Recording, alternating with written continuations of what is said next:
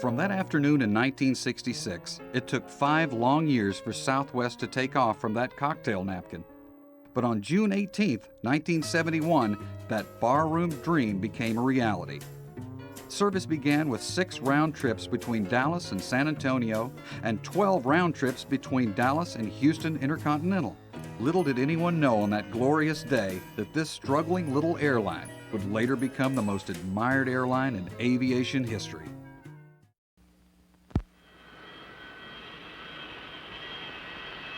Remember what it was like before Southwest Airlines came into the picture?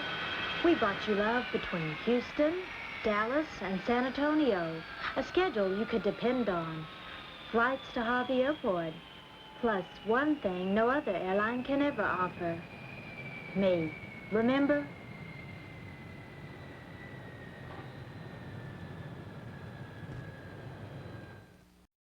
On November 14, 1971, Southwest moved half of its Houston service to Hobby Airport from Houston Intercontinental. We began service between Houston Hobby and San Antonio, completing the triangle on the cocktail napkin.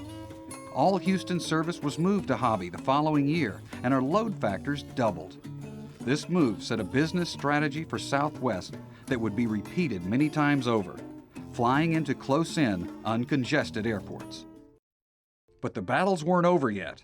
On May 13, 1972, just 8 months after acquiring a 4th aircraft, Southwest was forced to sell it.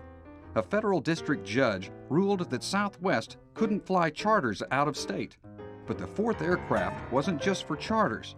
It was used on regular routes as well. Bill Franklin, one of our leaders, came up with a brilliant innovation. Keep the remaining 3 planes on the ground no more than 10 minutes, and we could still fly our same schedule. The loss of 1/4 of our fleet gave birth to the famous 10-minute turn and our warrior spirit. The smirks on our competitors' faces turned to awestruck wonder, mixed with a little bit of apprehension.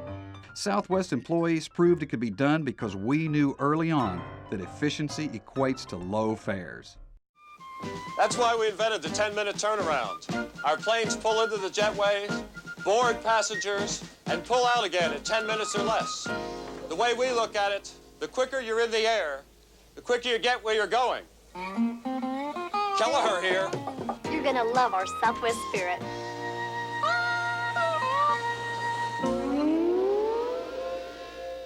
The 10-minute turn was only the beginning of many innovations to come for the maverick upstart. Southwest Airlines was only 5 months old when Lamar Muse came up with an unbelievable offer. $10 on the last flight of the week from Houston to Dallas. The plane was needed back in Dallas anyway for maintenance service, so why fly it back empty? Within 2 weeks, we had a full load and we never advertised. In October 1972, Southwest began offering half-price flights at night after 7:59 p.m. and all-day Saturday and Sunday. This led to one of the most important innovations in airline marketing history, the 2-tier fare system. No one had ever seen anything like Southwest Airlines. Texas businessmen had never seen fares so low.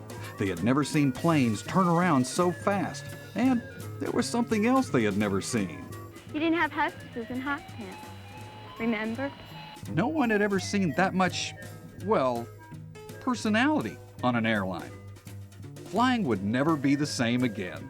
Southwest believed then, as we do today, that flying should not be an ordeal to be tolerated, but rather a good time to be enjoyed by all. But the competition didn't want anyone to have a good time.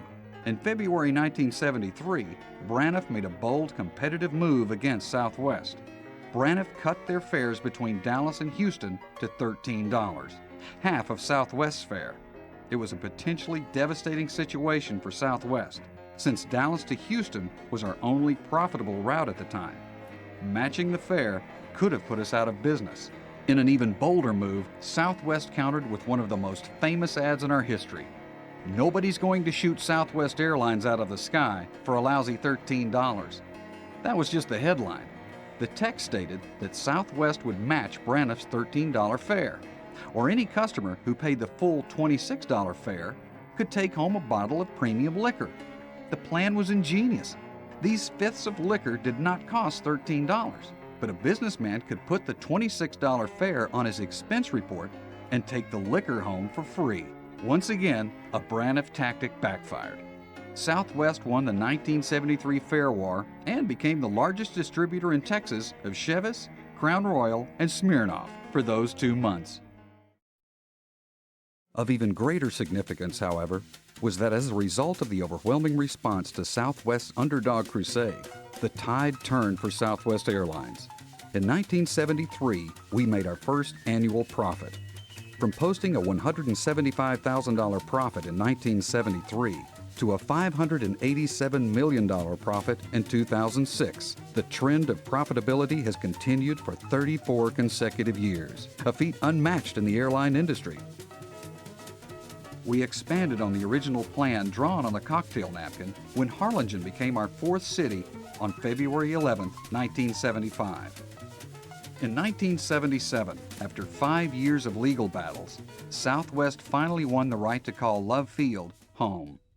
The battle began back in 1972 when the DFW Regional Airport and the cities of Dallas and Fort Worth sued Southwest in hopes of forcing us to move to the less convenient DFW airport. The other airlines had signed a contract in 1968, agreeing to the move when the new airport was completed. But Southwest wasn't in business when the deal was signed, so we weren't obligated to move. After all, love is Southwest Airlines.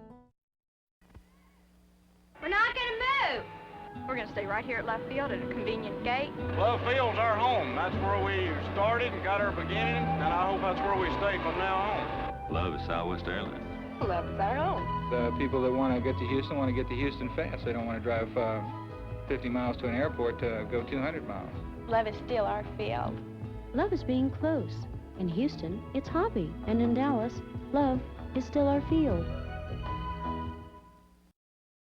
And that same year, we did indeed spread our wings from Love Field, adding Corpus Christi, Lubbock, Midland, El Paso, and Austin.